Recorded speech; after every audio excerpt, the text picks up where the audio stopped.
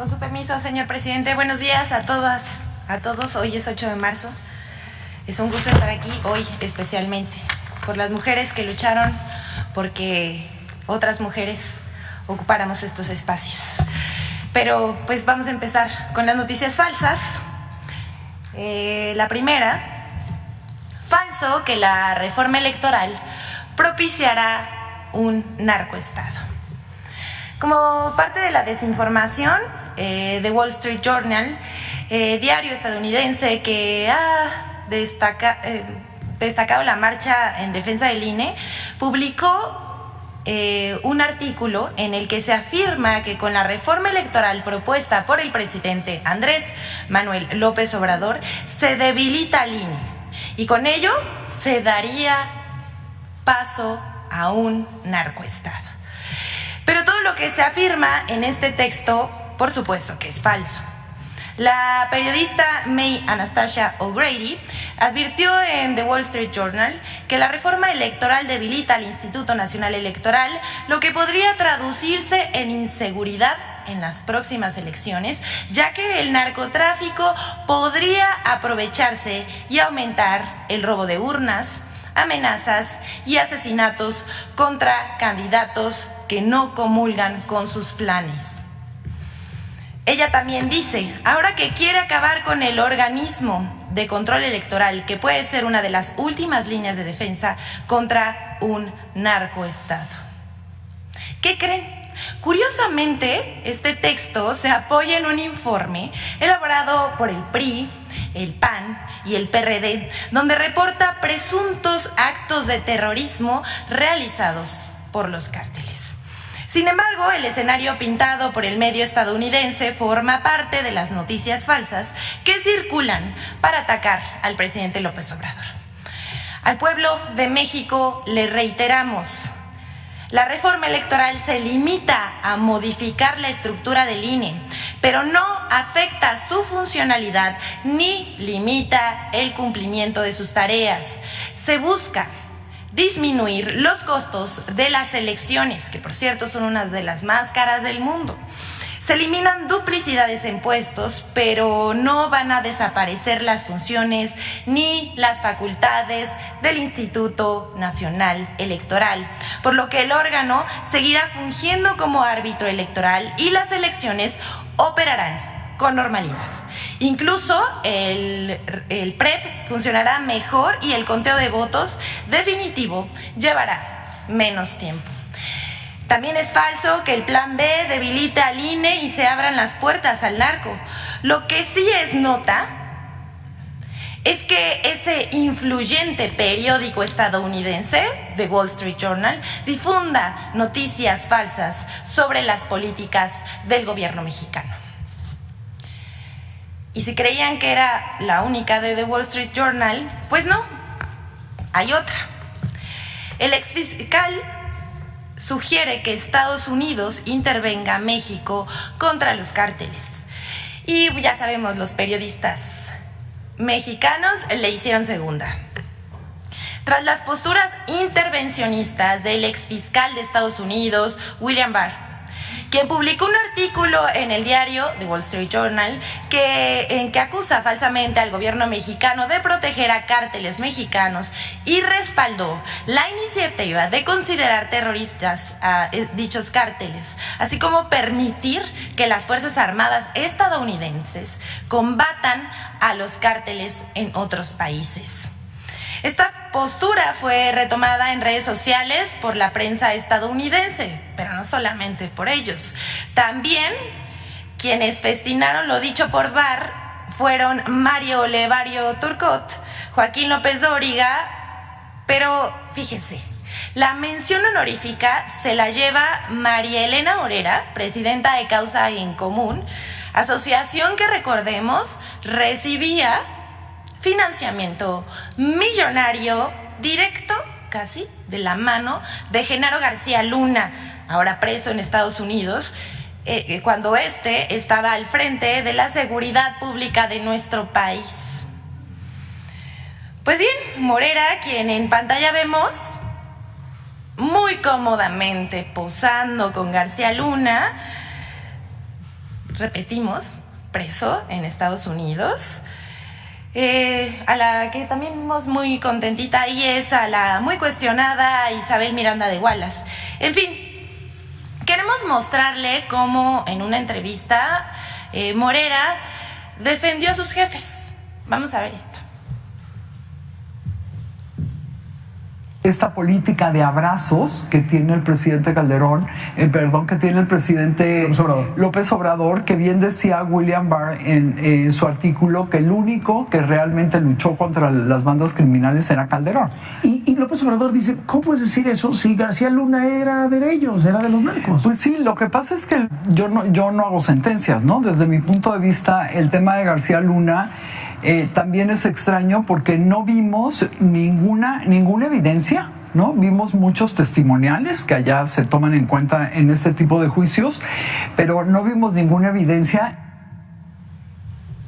Bueno, el pasado 6 de marzo, María Elena Morera fue entrevistada por Carlos Loret de Mola en Latinos. Sus declaraciones no tienen desperdicio. Duda de la culpabilidad de García Luna y cuestiona la inteligencia del gobierno de Estados Unidos. Pero como ya vimos, defendió al ex fiscal Barr y su política intervencionista y criticó al gobierno de la Cuarta Transformación. Vamos a ver otro corte. ¿Tú crees que García Luna es inocente? Mira, yo no puedo saber si es inocente o culpable. Lo que sí me parece extraño es que si las agencias de Estados Unidos, con los millones de dólares que tienen las agencias de inteligencia, la DEA, la CIA, el FBI, no lo supieran, ¿no? Entonces, ¿qué fue lo que pasó? ¿No lo sabían o en realidad no había nada, ¿no? O si sí lo sabían, ¿por qué no hicieron algo? Aquí no para. En una más de la Sinrazón, durante la entrevista, dice que México es un país corrupto y que aunque la Policía Federal estaba coludida, no debió desaparecer.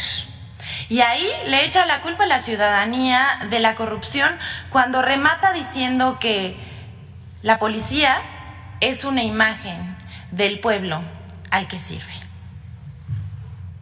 Porque yo algo que le debo reconocer, y siempre se lo reconozco a García Luna a pesar de las diferencias que tuvimos, fue que siempre atendió a las víctimas de secuestro y que construyó la Policía Federal. Y cuando yo me metí en esto precisamente por el secuestro de mi esposo, que la agencia federal fue quien lo rescató, García Luna al frente de la García Luna al frente de la AFI, mi hijo me decía, mamá, ¿tú vas a ir a gritar a las calles? Y yo, cuando termine mi carrera, me voy a meter a trabajar de policía. Porque desde adentro se hacen las cosas. Después se dio cuenta que no se hacen desde adentro y se salió. ¿No se terminó por podrir la Policía Federal? No, yo creo que no se terminó por podrir. O sea, ¿no debieron haberla desmantelado? No debieron de haberla desmantelado, desde luego. Mira, yo creo, Carlos, que como todas las instituciones en México, tenemos un gran problema de corrupción. Sin embargo, eso no significa que la Policía Federal fuera toda corrupta, ¿no? La policía al final es una imagen del pueblo al que sirve. Hasta aquí lo dejamos. Haga usted sus propias conclusiones. Vamos con la siguiente. Diario Reforma y periodistas conservadores mienten de nuevo sobre libros de texto y la iniciativa privada. El 4 de marzo, el periódico Reforma publicó a 8 columnas en portada una nota de contenido engañoso sobre los libros de texto de educación básica. El título lo dice todo. Pretenden sacar a iniciativa privada de educación.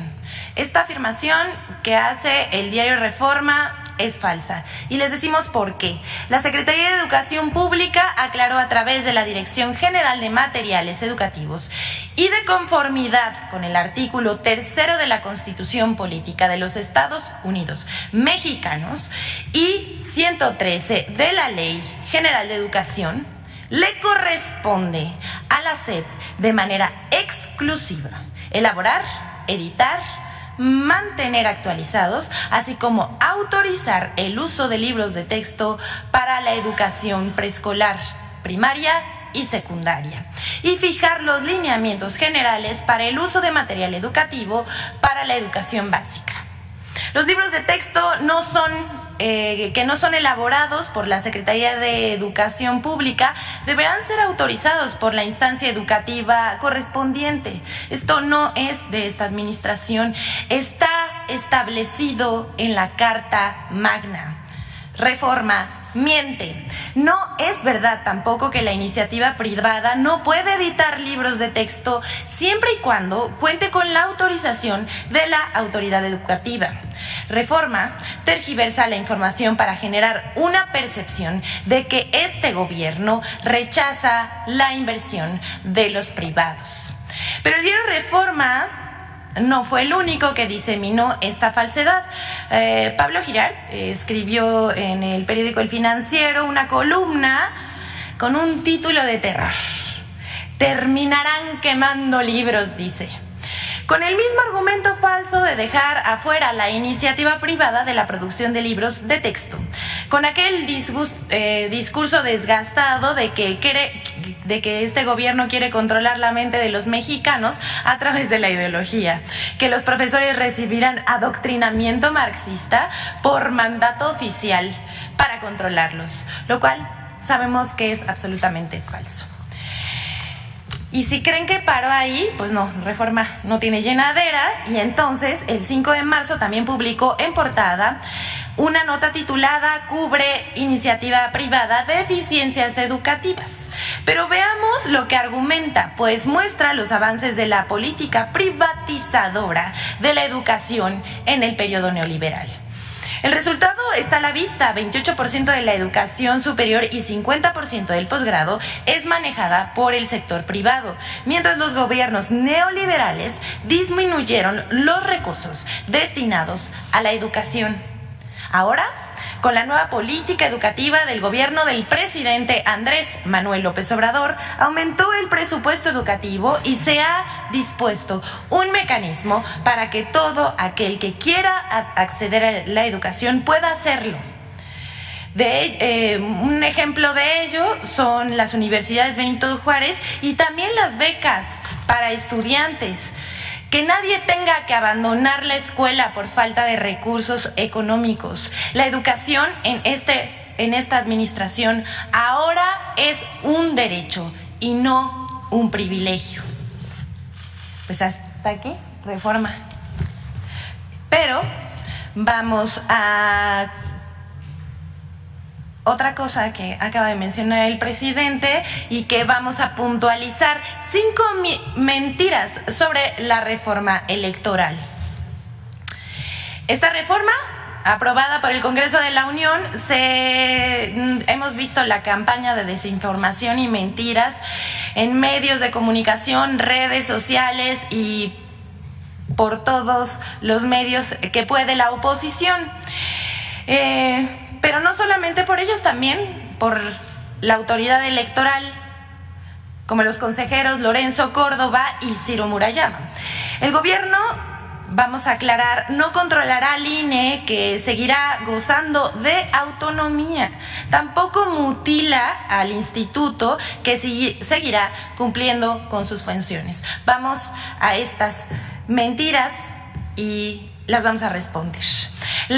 Primero dijeron que la estructura del INE está en riesgo si se desaparecen las juntas locales y distritales. Esto es una mentira, pues la reforma establece que el INE mantiene sus 32 órganos locales y sus 300 órganos distritales. 2. Que los datos personales se ponen en riesgo al mover los módulos de atención ciudadana a oficinas públicas de gobierno. Esto también es falso, puesto que los módulos seguirán operando como hasta ahora y solo se abre la posibilidad de que, si así lo dice el INE, para ahorrar en rentas, se puedan pedir inmuebles de dominio público. 3. Serán despedidos 8,000 trabajadores y 85% del servicio profesional nacional. Esto también es una mentira. En la reforma se sugiere que para optimizar recursos se eliminen duplicidades y se reduzca de 5 a 3 las vocalías nacionales y de 5 a 1 las vocalías locales. El INE reasignará su puesto al personal de acuerdo a sus necesidades. Al final solo se les recortarán 8% de los puestos, los que están duplicados. 4. El gobierno meterá mano al padrón electoral sobre el voto en el exterior. Esto también es una mentira. La Secretaría de Relaciones Exteriores solo tendrá la facultad de revisar pasaportes y documentos para votar y no controlará la lista nominal ni ningún padrón electoral. Y 5. Desaparece el programa de resultados electorales preliminares. El programa no va a desaparecer y funcionará con normalidad. Solo se sumarán trabajos para verificar el cómputo de votos y el PREP para un conteo más certero. Además, el conteo oficial de votos terminará a unas horas de terminada la jornada electoral. Por todo ello, son mentiras las publicadas por la oposición y por los consejeros del Instituto Nacional Electoral. Aquí les acabamos de dejar 5 ejemplos, pero las mentiras siguen, la campaña de desinformación continúa.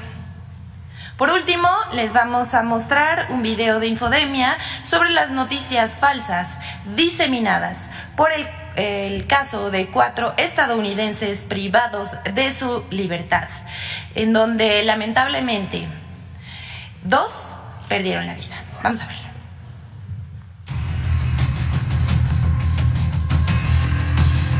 La noticia del secuestro de 4 ciudadanos estadounidenses en Matamoros, Tamaulipas, y el homicidio de 2 de ellos reactivó en redes sociales una campaña de desinformación con 3 ejes falsos.